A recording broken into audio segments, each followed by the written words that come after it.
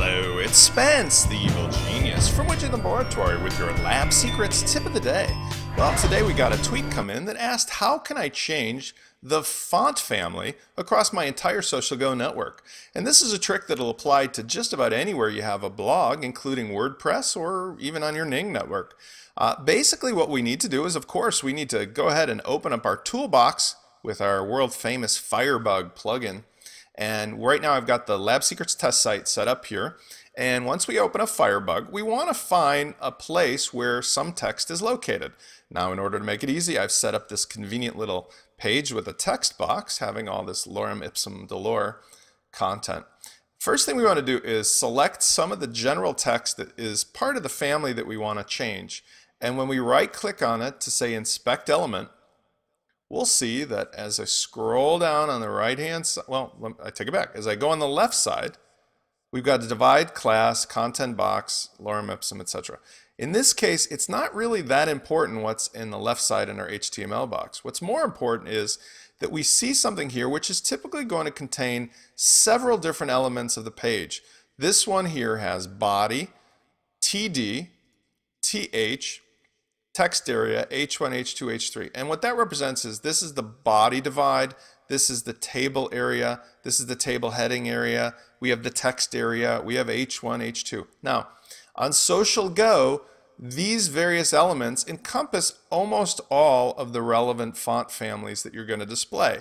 There will be some exceptions, of course, and you'll have to hunt those out. But for the most part, this is what you're going to find in most blogging platforms, most sites that have content, is that when you change these particular elements, they'll all be grouped together so you can access them at once. Okay, it was a little obtuse. I'm a little uncaffeinated, so forgive me.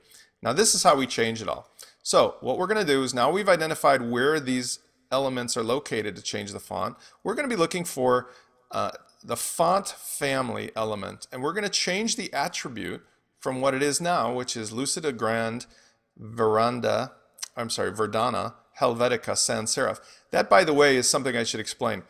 Whenever you're doing CSS, you can include just one font family, but because sometimes people won't have those fonts installed on their computer, you want to give the browser an option to fall back to something else, and that's what we've got here. So the first choice would be Mr. Computer, if you have Lucida Grand installed, please use that to display the font. If not, try Verdana. If you don't have Verdana, Helvetica's fine. If not, anything sans serif will do. And let's go with the same idea. We're going to go ahead and we're going to change it to something that I like. Let's try Gilson. Okay. Now, Gilson has a sans serif version here. Notice with Firebug, there's a really cool thing happening.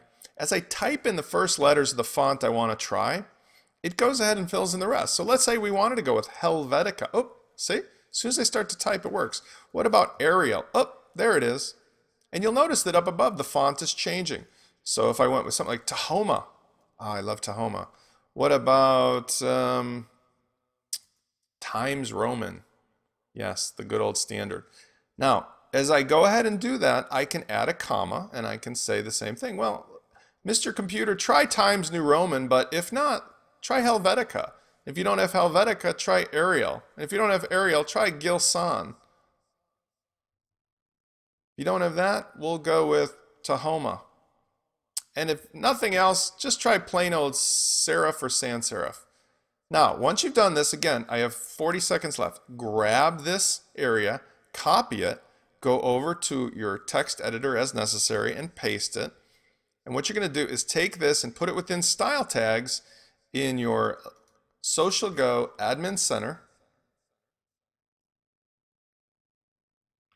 into the Ads and Custom HTML area, between style tags here in the head and metadata area box. You just go ahead and paste it right in.